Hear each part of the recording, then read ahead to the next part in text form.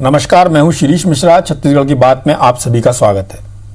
बस्तर के घोर नक्सल प्रभावित इलाकों में से एक सिलगेर में पुलिस कैंप का विरोध लगातार जारी है। मई महीने में ग्रामीणों के विरोध के दौरान पुलिस ने जब उन्हें वहां से हटाने का प्रयास किया तो इस दौरान हुए संघर्ष में 3 की मौत हो गई, जिनकी पहचान बाद में नक्सलियों के तौर पर की गई। पुलिस कहती है इस विरोध के पीछे नक्सली साजिश है, वहीं दूसरी तरफ विपक्ष इसे सरकार की नाकामी के तौर पर दिखता है। भाजपा ने मामले की जांच के लिए एक टीम बनाई, जिसके 6 सदस्य तमाम प्रयास के बाद भी सिलगेर तक नहीं पहुंच पाए। अहम बात तो यह है कि मामले में प्रशासनिक टीम के जांच अधिकारी डिप्टी कलेक्टर तक घटनास्थल तक नहीं पहुंच सके हैं। भाजपा का आरोप है कि शासन प्रशासन सच को दबा रहा है, तो वहीं सत्ता पक्ष के अपने तर्क हैं। हर पक्ष को सुनेंगे, बहस होगी इस पर। पहले देखते हैं दिन भर का घटनाक्रम क्या रहा।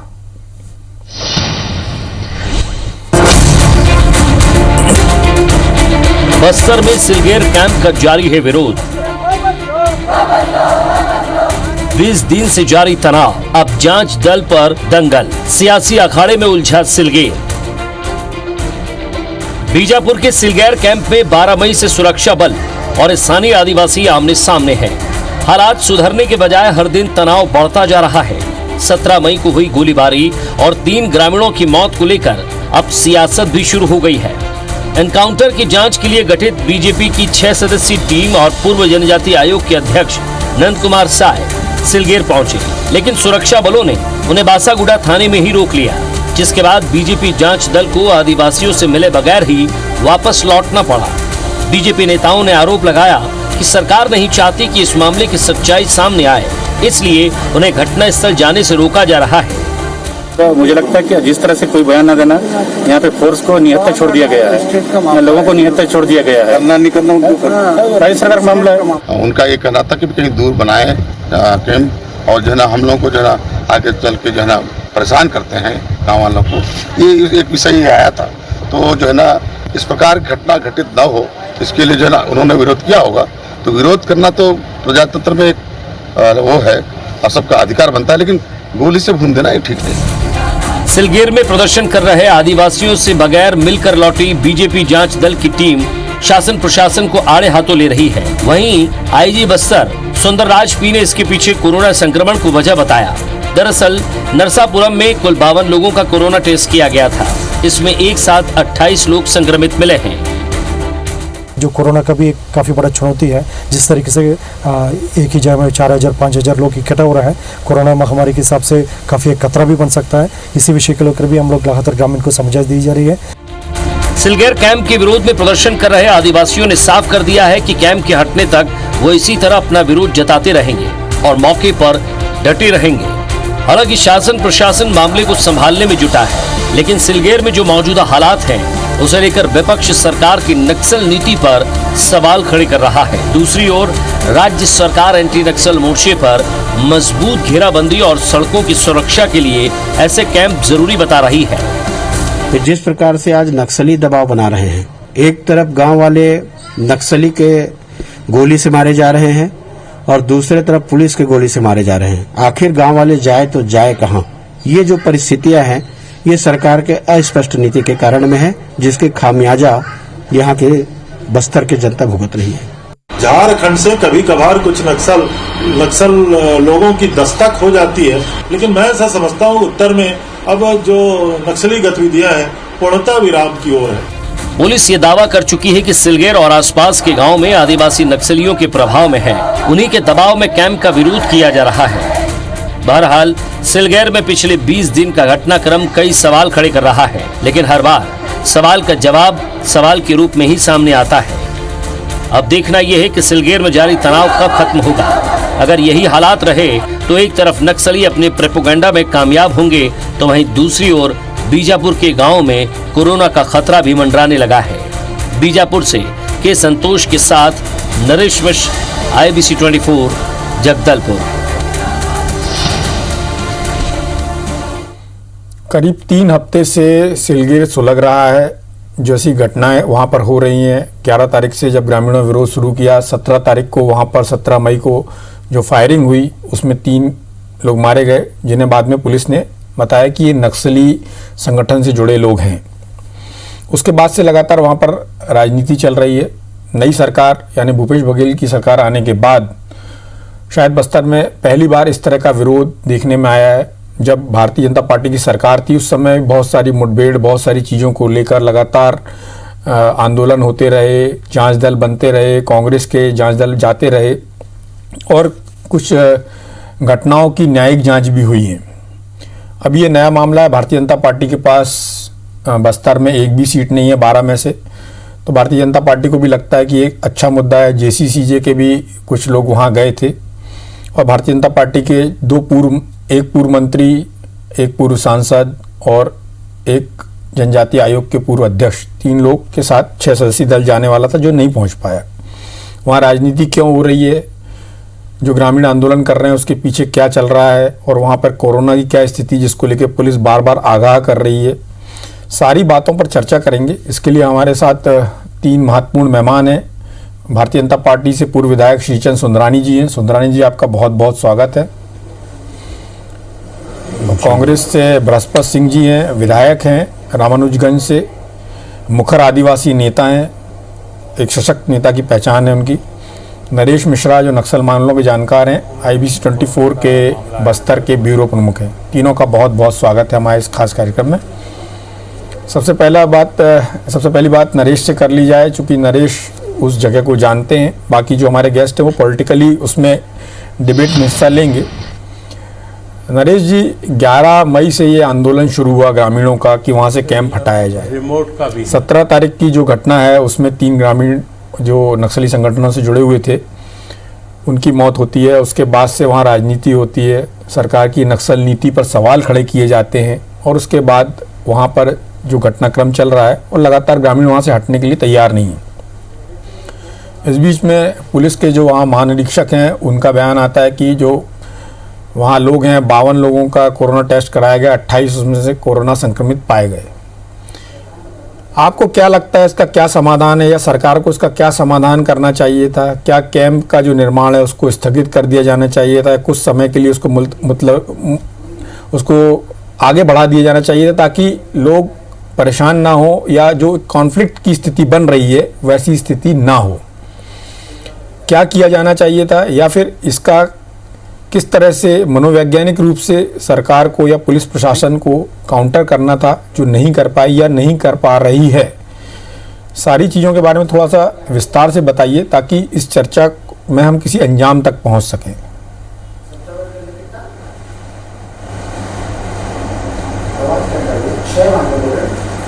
देखिए, बस्तर में ये जो इस तरह के मामले हैं और अत्यंत जो कोर इलाके हैं वहाँ पर जैसे जैसे नए कैंप खुल रहे हैं, चाहे पोटाली का मामला हो, इससे पहले छोटे डोंगर इलाके में मामला सामने आ चुका है, सिलगेर उसका एक उदाहरण बनता जा रहा है।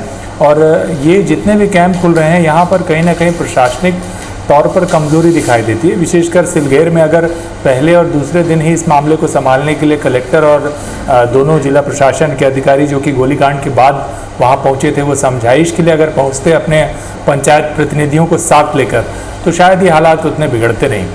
गोलीबारी हो जाने के बाद ये हालात ज़्यादा बिगड़ गए और अगर स्ट्रेटेजिक तौर पर अगर तैयारी की बात की जाए तो इन इलाकों में कोई विकल्प नहीं है। आप इससे अंदाज़ा लगा सकते हैं कि भारतीय जनता पार्टी जो कि बस्तर से लगातार छत्तीसगढ़ में लगातार सरकार में ही बस्तर से कई प्रमुख जनप्रतिनिधि रहे उनके, और वो वहाँ पर जाने के बाद एक डेलीगेशन तक तैयार नहीं करवा पाती है जो मिले आकर इन प्रतिनिधियों से बात करे तर्रेम में, और कम से कम ये अपना एक पॉलिटिकल मैसेज उनको दें कि वो कैंप या विरोध को लेकर क्या सोचते हैं या जो गोलीबारी हुई उसको लेकर उनकी क्या स्थिति है। तो ये बताता है कि सरकारों की पहुंच से दूर का ये इलाका है, इलाके में सरकार की कोई पहुंच नहीं है। तो ये साफ है कि जो भी विरोध हो रहा है या तो ग्रामीण नक्सलियों के बहकावे में या उनके कहे अनुसार वो लोग वहाँ पर विरोध करने के लिए एकजुट हैं। तो ऐसी स्थिति में जो विश्वास का मामला है उसको कायम करने के लिए प्रशासनिक तौर पर कैंप खोलने से पहले काफ़ी कुछ तैयारियों की आवश्यकता होती है, और इसके लिए ज़रूरी था कि इन लोगों को पहले की घटनाओं से सबक लेते हुए ये बातें सीखनी थी। मतलब पोटाली जैसे कैंप खोला तो लोगों की आपत्ति थी कि शहर आप जिस जगह पर कैंप खोल रहे हैं वो जगह सही नहीं है, आप बस्ती के नज़दीक क्यों कैंप खोल रहे हैं, उससे आम गाँव का आम जनजीवन अस्त व्यस्त होता है। जो ज़मीन है सर्व आदिवासी समाज की आपत्ति रही है या स्थानीय जो लोग होते हैं उनकी आपत्ति होती है कि वो ज़मीन असल में विधिवत तरीके से हैंडओवर नहीं की जाती और अचानक बलपूर्वक कैंप खोला जाता है, दबाव बना के लोगों को बंदी बना लिया जाता है और ये सारा घटनाक्रम होता है। तो ऐसा लगता है कि इस पूरे की पूरी तैयारियों में कमजोरी बरती गई। लेकिन पिछले शासनकाल में जितने कैंप खोले जाते थे उनकी स्ट्रेटजी में एक और अंतर होता था जो इस बार नहीं दिखाई दे रहा है, वो ये कि उन इलाकों में जो लोकल मिलिशिया या जनताना सरकार के जो प्रतिनिधि होते थे उनको पहले कंट्रोल किया जाता था और उसके बाद इस तरह के कैंप वहाँ पर खोले जाते थे ताकि जो विरोध है वो बहुत आक्रामक ना हो सके और जो इंटेलिजेंस को लेकर समस्या है उसका सामना फोर्स को ना करना पड़े।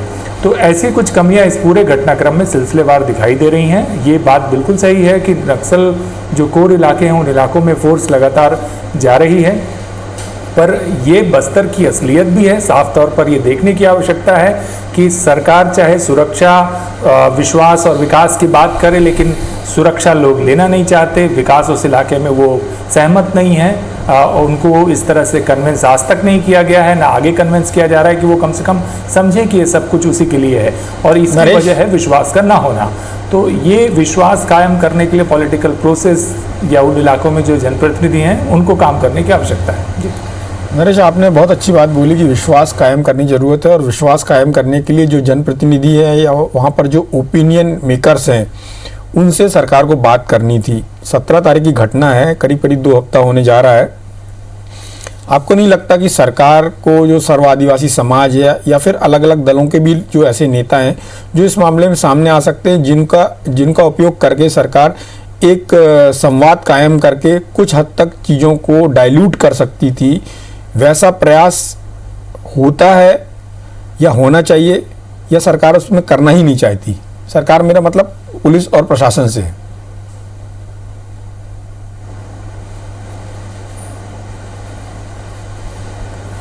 देखिए, करना नहीं चाहते क्योंकि जो जिस तरह से गोलियां चली हैं और उसके बाद उस मामले में कोई प्रतिक्रिया नहीं आई, उससे ये साफ था कि इस मसले को लेकर क्लैरिटी सरकार के पास नहीं है और सरकार इस चीज़ को एक प्रबंधन की तरह निपटाना चाहती है। तो ये एक बड़ी कमजोरी उजागर हुई और जैसे जैसे मामला आगे बढ़ता गया उसके बाद कोई रणनीति सामने दिखाई नहीं देती। पिछली सरकार में भी पुलिस नेटवर्क के भरोसे ही राजनीतिक नेतृत्व रहा करता था और इस वक्त भी कमोबेश यही हाल है। अब ये हो गया है कि लोगों को ये लगता है कि उन इलाकों की विशेषज्ञता के लिहाज से या एक जो कॉमन परसेप्शन है उसके आधार पर आदिवासी समाज या तमाम सारे लोगों को समझा दिया जाएगा। और एक जो बड़ी समस्या है, चाहे फोर्स के लिए हो या सरकार के लिए हो, वो ये है कि कैंप तो किसी भी हाल में वो चाहते हैं कि वहाँ पर बैठाना ही है और इसके लिए वो किस तरह के बल का इस्तेमाल करते हैं ये महत्वपूर्ण है। और यहाँ ऐसा लगता है कि इसकी तैयारी, इसके प्रबंधन में सरकार फेल रही है और गोलीकांड के बाद जो प्रतिक्रिया का ना आना, उस पर स्पष्ट तौर पर पॉलिटिकल मैसेज ना जाना दुर्भाग्यपूर्ण है और इसी की वजह से आने वाले दिनों में ये मानकर चलिए कि विरोध इसमें तेज होगा। नक्सलियों ने इसे भांप लिया है और इसकी वजह से वो 5 तारीख को दंडकारण्य बंद का आह्वान की तैयारी भी कर रहे हैं। तो वो पूरी कोशिश कर रहे हैं कि जो ग्रामीण बार बार रोज बुलाए जा रहे हैं प्रदर्शन के लिए, वो आने वाले नए कैंपों के विरोध की तैयारी के लिए तैयार किए जा रहे हैं। तो ये विरोध सिर्फ यहीं नहीं रुकने वाला है और जो आने वाले दिनों में कैंप खुलेंगे ये वहाँ पर और आक्रामक तरीके से दिखाई देगा और एक तरह से युद्ध के मैदान पर जो विश्वास कायम करने की उस इलाके में फोर्स के सामने चुनौती होगी वो और बढ़ेगी। चलिए, हमारे साथ कांग्रेस विधायक बृहस्पत सिंह जी भी हैं जो रामानुजगंज से आते हैं। प्रदेश का उत्तरी इलाका है जो पहले नक्सल प्रभावित रहा है। बृहस्पत जी, आपका अनुभव क्या बोलता है? और जैसा कि आपने नरेश जी को सुना होगा, नरेश जी का साफ तौर पर कहना है कि जो विश्वास कायम करने की जो परंपरा होनी चाहिए थी वो नहीं है और इसके अलावा उन्होंने एक महत्वपूर्ण बात ये कही कि वहाँ पर ग्रामीणों से बात करके या फिर जिस तरह से वहाँ पर जो बलपूर्वक ज़मीन ली जाती है उसमें कोई एक तरीका बदला जाना चाहिए था। उनने एक और महत्वपूर्ण बात कही है, वो ये कि राजनीतिक नेतृत्व तो बदल जाता है लेकिन जो नेतृत्व होता है वो वहाँ के पुलिस फोर्स के दम पर ही वहाँ की राजनीति या बाकी चीज़ें ऑपरेट करता है।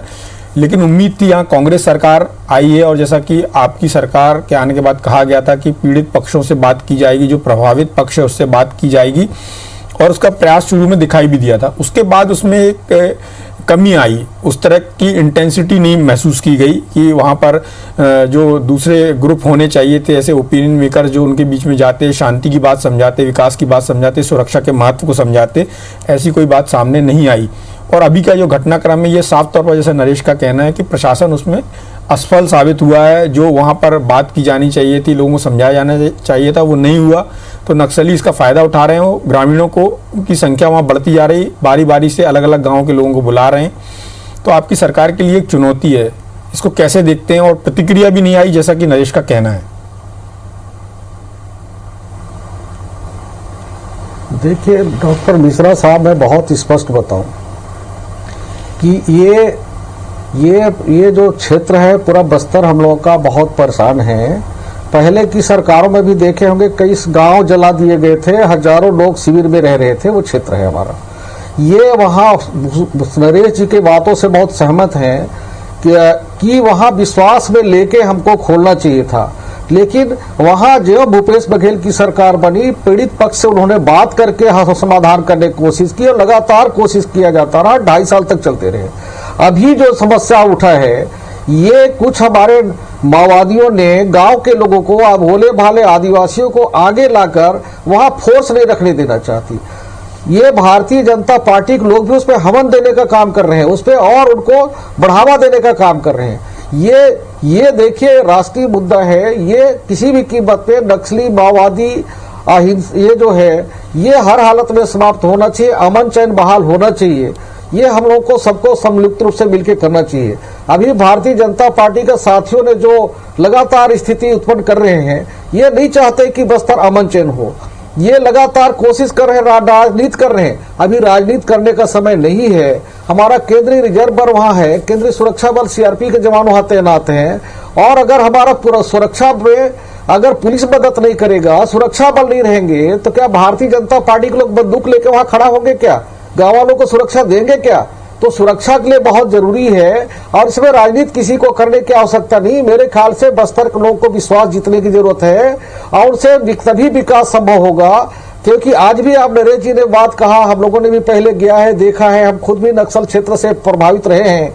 मैं खुद नक्सल पीड़ित रहा हूँ, तो मैंने देखा मेरे जिले में बहुत था, तो वहां की जनता और पुलिस ने मिलकर जब लड़ाई लड़ी, सारे लोग एक होकर लड़ाई लड़े, सारे दलगत से उठ के, तब हम लोगों ने आज अपने जिले में अमन चैन बलरामपुर जिले में पाया है। इसी तरह से बस्तर के लोग भी, अगर वहां के लोग और जनता जब तक साथ नहीं देगी, पुलिस और जनता एक होकर नहीं लड़ेगी, जनप्रतिनिधियों का सहयोग नहीं मिलेगा, चाहे पंचायत स्तर का जनप्रतिनिधि हो, चाहे विधानसभा का स्तर हो, चाहे हमारे गांव स्तर के जनप्रतिनिधि हो, सभी लोगों का विश्वास में लेकर ही हम अमन चैन कायम कर सकते हैं। सिर्फ हम उसके भरोसे नहीं कर सकते। इसलिए बहुत जरूरी है आज के डेट में बातचीत करके समाधान करने का, जैसा भूपेश बघेल जी ने तरीका अपनाया था, बहुत अच्छा तरीका अपनाया था। लेकिन इन लोगों को 2.5 साल में ये खलने लगा कि इनके जमाने में इतने सारे हमने होया है। बस्तर में तो साहब हमने प्रथम चढ़ के सारे नक्सलियों के हाथ से हमारे पूरे कांग्रेस के प्रथम लाइन के नेता हमारे मारे गए हैं इनके सरकार में। इसलिए भारतीय जनता पार्टी जो आज राजनीति कर रहा है, उनको ऐसा करने का नेतृत्व अधिकार का है ही नहीं। सच पूछा जाए तो इसमें हम सब लोग, चाहे किसी भी दल के रहते हों, सबको आह्वान करना चाहिए, सबको एक होकर रास्ता निकालना चाहिए, ताकि बस्तर हमारा अमन चैन हो, वहां का विकास हो और हमारे आदिवासियों को और संदूरांचल क्षेत्रों का भी विकास हो। हम लोग का ऐसा पूरा प्रयास करना चाहिए। चलिए हमारे साथ आज नरेश जी ने बहुत सारी बातें कहा, बहुत सारी चीजें अंदर की जो बातें हैं, अंदर जो जहां तक है अभी भी हम पूरी तरह से उसको कंट्रोल नहीं कर पा रहे हैं। वहां माओवादियों के भय से बहुत सारे लोग काम नहीं कर पा रहे हैं। उसको सबको मिल बैठ के रास्ता अमन चैन की बहाली करना चाहिए, ताकि हम अंतिम छोर में रहने वाले लोग को भी मदद कर सके, उनको समाज की मुख्यधारा से जोड़ सके। चलिए हमारे साथ भारतीय जनता पार्टी के नेता श्रीचंद सुंदरानी जी भी हैं। सुंदरानी जी, आपने नरेश जी को भी सुना होगा, बृहस्पति सिंह जी को भी सुना होगा। बृहस्पति जी का साफ साफ आरोप है कि आपकी पार्टी इस पूरे मामले में आग में घी डालने का काम कर रही, एक बात। दूसरी बात यह है कि आपकी पार्टी के जो नेता हैं नंद कुमार साय जी, उनका कहना है कि जो नक्सल प्रभावित इलाके हैं वहाँ से सुरक्षा बलों को हटा लेना चाहिए। तो जैसा बृहस्पति जी का कहना है, यदि सुरक्षा बल हटा लेंगे तो वहाँ फिर लोगों की रक्षा कौन करेगा? फिर वहाँ तो पूरी तरह से अराजकता का माहौल हो जाएगा। अभी जो स्थिति है वो नहीं संभल रही, तो जब सुरक्षा बल हट जाएंगे वहाँ से तो क्या स्थिति होगी? तो ये कि आपकी पार्टी की लाइन है जो नंद कुमार साय जी ने कहा, या उनका व्यक्तिगत विचार है? और दूसरी बात कि भारतीय जनता पार्टी, जैसा कि बृहस्पति जी का आरोप है कि उसमें राजनीति कर रही है, तो क्या आपकी पार्टी वाकई में राजनीति कर रही है?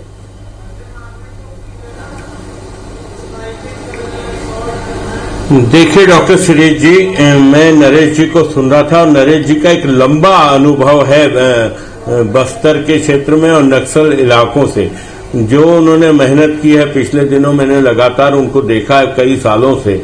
उनका जो अपना अनुभव और जिस आधार पर उन्होंने सारी बातें की है, निश्चित रूप से ये मैं उस बात का समर्थक हूं। जहां तक बृहस्पति सिंह जी ये बात आरोप लगा रहे कि भारतीय जनता पार्टी ऐसे मुद्दों पर राजनीति करना चाहती है, क्या आज जो बस्तर की स्थिति 2.5 साल में कहीं न कहीं सरकार दिशाहीन है, वो ये निर्णय नहीं कर पा रही कि कैसे नागरिकों को सुरक्षा प्रदान की जाए। अगर बेस कैंप स्थापित करने हैं तो वहां पे स्थानीय लोगों को जब तक आप विश्वास में नहीं लेंगे और एक तरफा आप निर्देश देकर बेस कैंप स्थापित करेंगे तो कहीं न कहीं वहां के स्थानीय नागरिकों में आक्रोश फैलेगा। और अगर कहीं पे आंदोलन की स्थिति निर्मित हुई तो क्या प्रशासनिक अधिकारी हाथ पे हाथ धरे बैठे? क्या जनप्रतिनिधियों का वहां सहयोग नहीं लेना चाहिए था? क्या ये 3 आदिवासी मारे जाते हैं और 18 आदिवासी घायल हो जाते हैं, एक गर्भवती महिला घायल हो जाती है, उसके बाद उसकी मृत्यु हो जाती है, तो कहीं न कहीं बस्तर के आज जो हालात 2.5 साल में खड़े हो गए, नक्सलियों के प्रति सरकार का कहीं न कहीं एक लचीला रुख होने की वजह से आज ये निर्णय करने की स्थिति में नहीं है।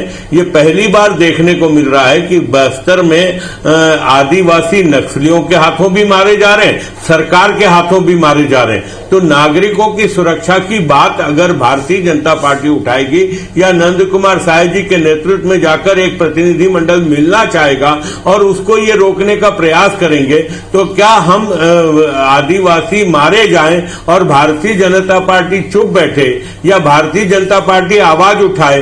तो आदरणीय बृहस्पति सिंह जैसे व्यक्ति ये कहें कि भारतीय जनता पार्टी यहाँ पे राजनीति करना चाहती है, तो क्या हम आदिवासियों को वहां पे मरने दें, आदिवासियों को गोली का शिकार होने दें, या सुरक्षा बल आदिवासियों पे हमला करे, नक्सली आदिवासियों पे हमला करे और भारतीय जनता पार्टी का प्रतिनिधि मंडल मिलने जाए तो उनको रास्ते में ही रोक दिया जाए, जाने न दिया जाए, मिलने न दिया जाए? अगर इनके मन में सच्चाई है तो भारतीय जनता पार्टी का प्रतिनिधि मंडल मिल के आ जाता।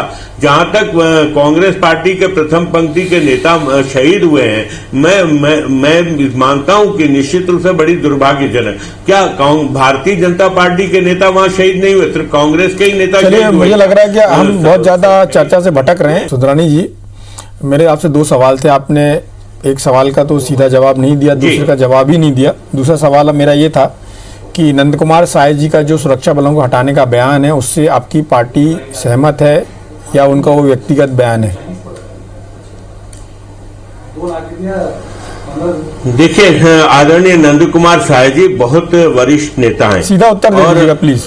उनका अपना अनुभव है सरगुजा में जिस प्रकार, तो मैं सहमत हूं। नंद कुमार साय जी ने वहां की परिस्थितियों को देखते हुए जो स्टेटमेंट दिया है, जो बयान उन्होंने दिया है, निश्चित रूप से नंद कुमार साय जी के अनुभव के आधार पर दिया है और भारतीय जनता पार्टी ने उनको एक प्रतिनिधि मंडल उनके नेतृत्व में बना के भेजा है, तो निश्चित रूप से उनकी आवाज भारतीय जनता पार्टी की आवाज है। दूसरा सवाल आपसे ये है, क्या आपने भी देखा है 15 साल आपकी सरकार रही है, बहुत सारे मामले ऐसे हुए जब कांग्रेस ने भी अपने जांच दल बनाकर भेजे। क्या आपको लगता है कि जब भी कोई पार्टी विपक्ष में होती है तो वो जांच दल जो बनाकर भेजती है, उनकी जांच का कोई मतलब होता है कि या फिर वो सिर्फ प्रेस में या मीडिया में या फिर राजनीतिक रूप से माइलेज हासिल करने का प्रयास होता है? देखिए, राजनीतिक दल और सरकार की नीयत का सवाल है ये। भारतीय जनता पार्टी की सरकार में जब भी विपक्ष ने कोई बात उठाई तो गंभीरता से लिया और कांग्रेस पार्टी विपक्ष को कभी साथ में लेके चलना नहीं चाहती। एक इनके मन में एक गुमान सा हो गया कि 70 विधायक इनके पास हैं, इसलिए इनको कोई विपक्ष की आवाज सुननी नहीं है। नंद कुमार साय जी जैसे व्यक्ति अगर वहां पे प्रतिनिधि मंडल बना के जाते हैं और वहां के ग्रामीणों से बात करना चाहते हैं। अगर बात करने दी जाती, अपन सहमति, सरकार की असहमति हो सकती है। और भाई नरेश जी भी यही बात कह रहे थे कि कहीं न कहीं सरकार ने इसको अच्छे ढंग से हैंडल नहीं किया। 13 तारीख से 18 तारीख तक आंदोलन चल रहा है, इस बीच पथराव हो रहा है, उनके ऊपर गोलीबारी की जाती है सुरक्षा बलों द्वारा। तो कहीं न कहीं आपकी बात समझ में आ गई है। आप चाहते हैं कि आपकी पार्टी का प्रतिनिधिमंडल वहां जाए, और जैसा कि नरेश का कहना था, तो आपका भी ये मानना है कि जो कांग्रेस की जो सरकार है उसको जिस तरह से हैंडल करना चाहिए था उसने नहीं किया। बृहस्पति जी, आप मानते हैं क्या जो बात श्रीचंद जी कह रहे हैं, उनका कहना कि भारतीय जनता पार्टी के प्रतिनिधिमंडल को वहां जाने देना चाहिए था ताकि वस्तुस्थिति पता चलती? देखिए सर, मैं बहुत स्पष्ट बताऊं, बस्तर के सारे लोग, बस्तर संभाग के सारे लोगों ने भारतीय जनता पार्टी के 15 साल के कार्यकाल से अच्छी तरह समझ गया है कि इनके करनी और कथनी में क्या अंतर है। और यही बस्तर है जो जल रहा था, कई गांव जला दिए गए, 70,000 से लोग अधिक शिविर में रह रहे थे। आज भारतीय जनता पार्टी का सारे सीट खत्म हो चुके हैं। ये नक्सलियों के सहयोग से, माओवादियों के सहयोग से भारतीय जनता पार्टी वहां स्थापित होना चाहती है और अपनी जमीन ढूंढ रही है, जमीन बनाना चाहती है और वहां पे राजनीति करना चाहती है। किसी भी कीमत पे बस्तर को अमन चैन लाने के लिए जो सरकार को कदम उठाना चाहिए, भूपेश बघेल की सरकार उठा रही है। और अच्छी बात है कि भूपेश बघेल जी की जो सरकार है वो जो अमन चैन के लिए जो कदम उठाए जाने चाहिए उठाने का प्रयास कर रही है। जैसे कि नरेश ने कहा कि प्रशासन को थोड़ा सा संवेदनशील होने की जरूरत है, और जिस तरह से चीज़ों को हैंडल किया जाना चाहिए था उस तरह से हैंडल किए जाने की जरूरत है, तभी जाकर वहां पर इस समस्या का समाधान होगा। सिलगेर जो सुलग रहा है वो सुलगना बंद होगा और बस्तर में फिर से अमन चैन कायम होगा। इस चर्चा में भाग लेने के लिए आप सभी का बहुत बहुत धन्यवाद। नमस्कार।